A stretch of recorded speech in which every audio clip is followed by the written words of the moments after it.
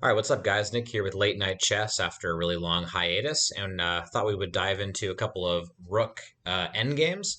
So I'm going through an endgame manual right now that has a lot of Rook endgames. So I thought I would do maybe 5 to 10 minute clips of each one of the puzzles. And starting with the very beginning, we have a very common position that most of you are probably familiar with. If not, it's a great position to know. It comes up a lot more often than you would think, and it's a really good fundamental position to understand. It's so common that it has a name. It's called the Lucena position. And the reason why it's so common is one, it's a rook endgame, and rook endgames are pretty common. It's also a rook versus pawn endgame, and those are pretty common as well. And the idea is pretty much that the white has so far advanced his pawn that he's ready to promote. He's only one square away from advancing, but black is doing a pretty good job of cutting off the king. So obviously the king needs to move to a square in order to allow the pawn to promote.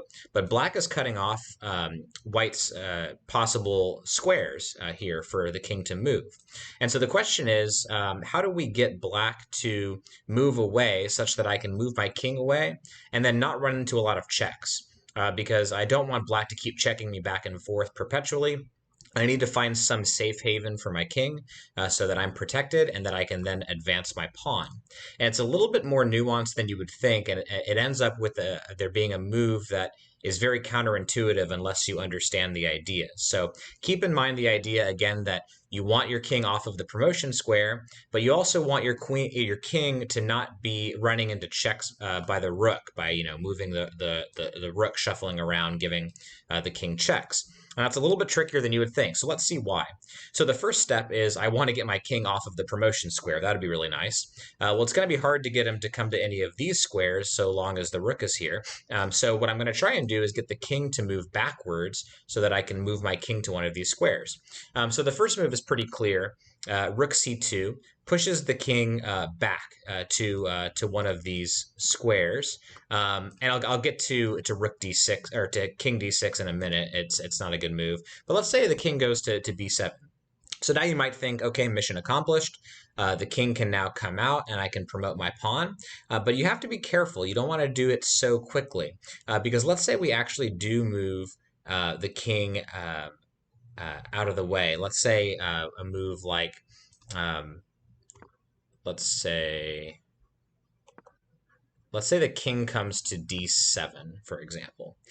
So if I bring the king to d7, you might think, okay, I'm ready now to promote my pawn, but now I'm going to run into a lot of checks. Black is going to check me, and now I have to either come back to where I started, which I don't want to do. I want this pawn to promote, or I come forward even more in the line of fire, and now black is going to check me again, and I can't move to either one of these squares or else the pawn falls, and so I have to kind of shuffle around.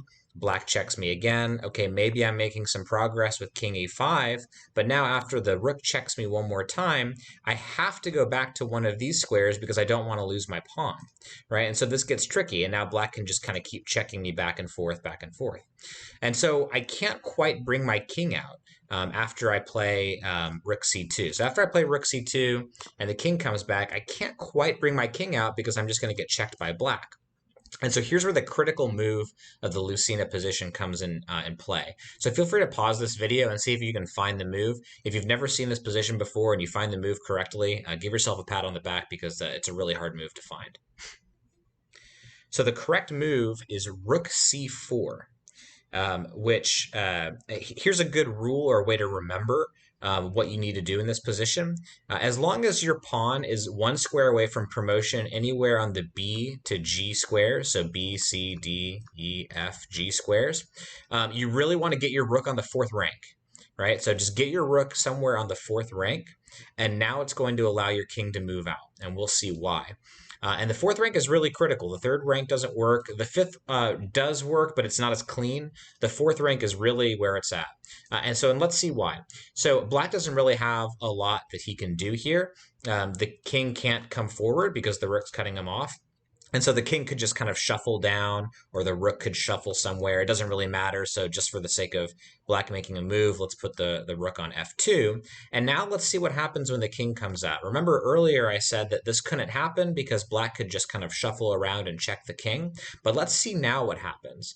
Because now after, say, king d7, well, if the rook comes to d2, well, we know again that I'm not going to come back because I want this pawn to promote. So I'm going to come forward.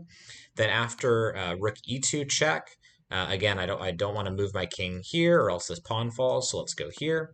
And then after check, king comes forward. And now check. And before, when I showed you this position before, when this rook was actually on c2, the king would have to come back. But now the rook can come to e4, and in chess, this what they call this is building a bridge. They're building a bridge so that the pawn can now advance. All of your pieces are on the same file. This pawn is protected by the rook and the king, and now this is going to be easy to promote next move. So there's really nothing here black can do, right? So if black just trades off, the king's too far away to stop the pawn from promoting. The pawn will promote, and this will be an easy win. And so just in summary, this position comes up a little bit more often than you would think. And the idea, again, is first to give your king some breathing room by checking, moving the king out of the way. And then after the king moves out of the way, don't get so quick to move your king out yet. Make sure you put your rook on the fourth rank. Once you put your rook on the fourth rank, you're golden. Now you can bring your king out, and this rook is going to be able to create a barrier so that you can promote this pawn. It might be good to note, too, that after this check, if the black king comes to b6, you still put your rook on c4. You might be wondering what happens if the king comes to b5 and now starts harassing the rook. Well, actually, that's true. He is harassing the rook, but now the king is so far away from the pawn and preventing this king from coming out that you can just bring your rook to e4, and you've already kind of created this bridge for the pawn. Now the pawn is protected, and the king can and now has some breathing space. He can either come to d7 or d8, depending on what black's next move is. And so that actually gives white some breathing space, and we'll be able to promote the pawn next turn. And then another move that I mentioned that I would go over is what happens if after rook c2, instead of the king coming back, the king comes to d6. If this happens, tell your opponent thanks for making this even easier for you, because now you can just bring your king out to d8 and there's no check. The rook on d1 can't check your king because your opponent's king is now in the way, and this pawn is easily going to promote. And good to note, even if the rook wasn't on f1, if it was on g1, moves like rook g1 check doesn't matter. You can just promote your queen, trade your queen for their rook, and now you have a rook versus a king, and this is going to be an easy win. So anyway, hope you guys enjoyed this video. If you enjoyed the video, hit the like and the subscribe button. I'm going to try to start doing some more of these Rook endgame videos as I go through this series. So definitely stay tuned for more, and thanks for watching, guys.